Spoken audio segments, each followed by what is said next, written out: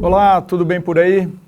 Vamos falar sobre um assunto bem importante aqui para a gestão de empresas em geral, inclusive clínicas médicas, que é o entendimento das finanças, né?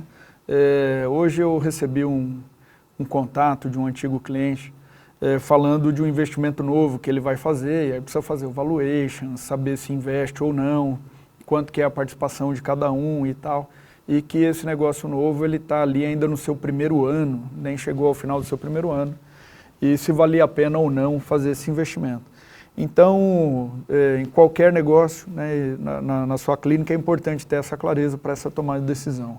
O que acontece? Isso aqui é uma linha do tempo em que, vamos pensar na sua atividade profissional, na sua clínica médica.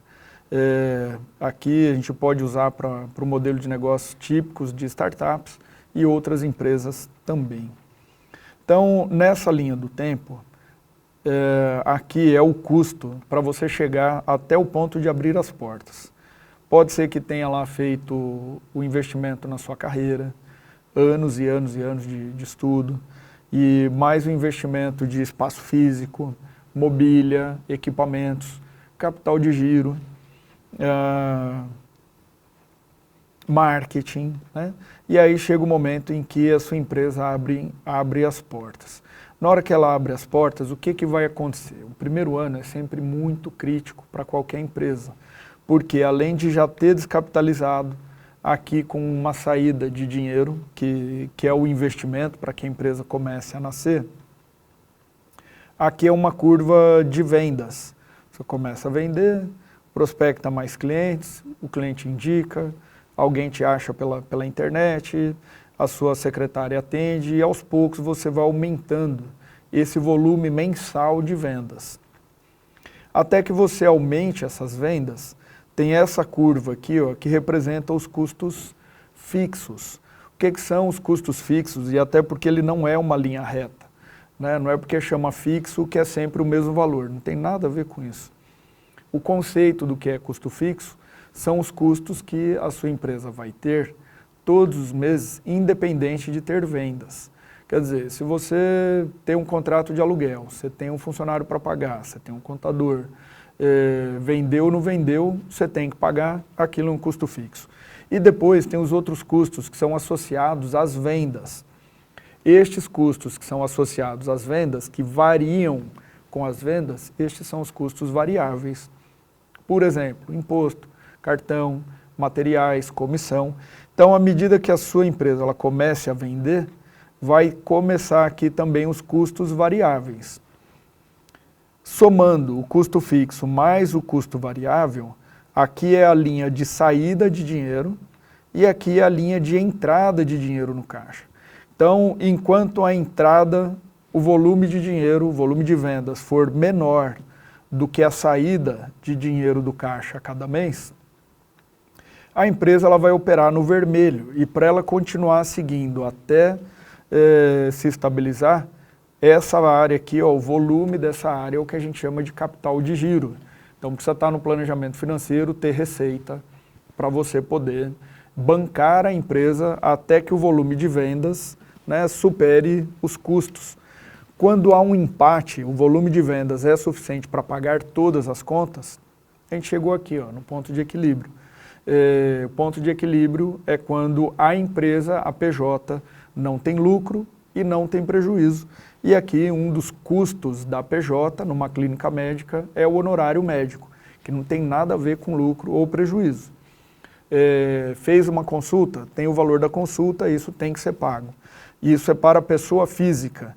Fez uma cirurgia, o valor da cirurgia, da mesma forma como se paga outros funcionários, também precisa haver um recebimento ali, né? Esse ponto de equilíbrio, então, estamos falando da PJ e não das pessoas físicas, porque o ganho da pessoa física, ele é mediante a execução do trabalho. Para a PJ, ele é um custo.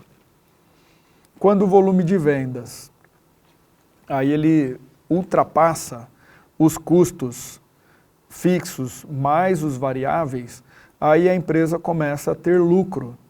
A PJ começa a ter lucro e, obviamente, por ter mais vendas, os honorários, os ganhos das pessoas que executaram esse serviço também irá aumentar, tá certo? Então, quero chamar a atenção aqui, porque é assim que acontece na prática de várias clínicas? Não, não é.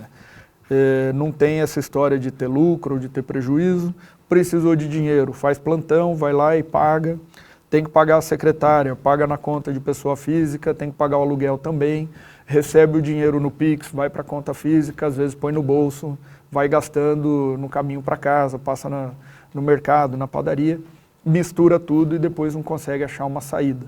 Esse é o que mais frequentemente, né, acontece em várias clínicas. E isso é um impedimento para o crescimento. Assim, ó, por que é importante separar finanças da PJ e da pessoa física e da pessoa jurídica? Porque esse lucro, sendo da empresa, é este lucro aqui que tem que ser suficiente para pagar o investimento ou o capital de giro, que também faz parte do investimento. E aí, depois que ele pagou, ele passa a ser um ganho adicional ao sócio, ao dono da empresa. Quando o dono executa a consulta, executa a cirurgia, tem o ganho pelos honorários. Quando o sócio ele faz o trabalho de gestão de finanças, gestão de pessoas, gestão de processos, que é um dinheiro que não tem o cliente pagando direto para ele, isso é um custo da PJ que se chama Prolabore, pode ser executado pelo próprio dono ou ele pode contratar alguém para fazer esse serviço gerencial. E um terceiro ganho, quando a empresa tem lucro, é a participação no lucro. E aí pode ser que seja um sócio investidor, que só aportou recurso, ele não trabalha, aí ele não vai ter dinheiro porque ele não realiza uma consulta, ele não realiza uma cirurgia, não tem o trabalho de gerência, então ele também não vai ganhar por isso, porém, o lucro da empresa, aí sim, ele tem uma participação. Minha sugestão é que esse lucro ele seja guardado no caixa da PJ até o fim do ano. Fechou o ano, quanto que teve de receita, e aí vem o estabelecimento de novas metas. Qual que vai ser o ciclo de crescimento, quanto que vai se utilizar desse lucro que ficou em caixa, quanto que vai ficar como capital de giro, quanto que vai reinvestir em novas tecnologias. Esse seria o sugerido, o adequado de como fazer a gestão financeira da clínica para promover o crescimento dela ao longo do tempo.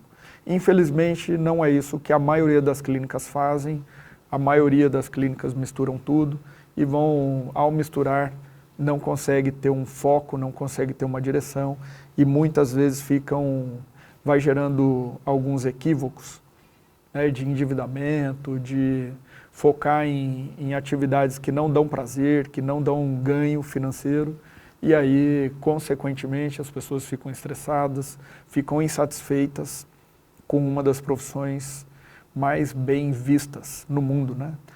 O médico, sim, ainda é um profissional que é referência na sociedade, portanto, tem todas as condições de ter sucesso e se realizar com sua atividade, não precisa ficar patinando para insatisfeito, estressado, trabalhando aí 12, 14, 16 horas, né, por dia e trocar, assim, tem muitas perdas que nem vale a pena entrar muito nesse assunto. Bom, se esse gráfico, se esse vídeo te ajudou a entender um pouco melhor sobre esse assunto que é fundamental para a gestão de clínicas, por favor, deixe aí o seu like, comente, compartilhe e entendendo que vale a pena ter ajuda para essa gestão, para esse processo, né, de entrega de qualidade para o seu cliente trabalhando menos, vai lá na plataforma Feltz, feltz.com.br, faça a sua assinatura e comece a usar hoje mesmo. Um abraço e até a próxima.